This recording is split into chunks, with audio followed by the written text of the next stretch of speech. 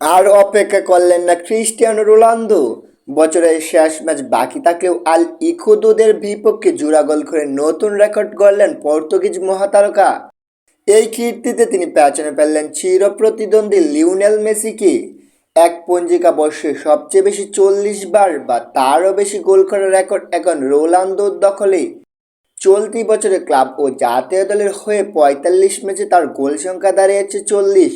একই সময়ে মেসি 46 গোল করলেও বছরের হিসেবে এই মাইলফলকে রোনালদো এগিয়ে গেলেন।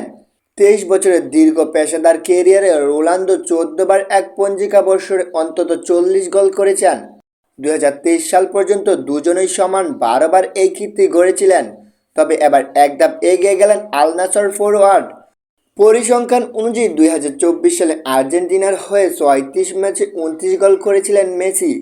সে বছর 51 ম্যাচে 43 গোল করে তাকে ছাড়িয়ে যান রোনালদো। চলতি বছরে 54 ম্যাচে 46 গোল করে রোনালদোকে স্পর্শ করেন আর্জেন্টাইন মহাতারকা, কিন্তু বছরের শেষ দিকে এসে ফের ব্যবধান ঘরে দিলেন রোনালদো।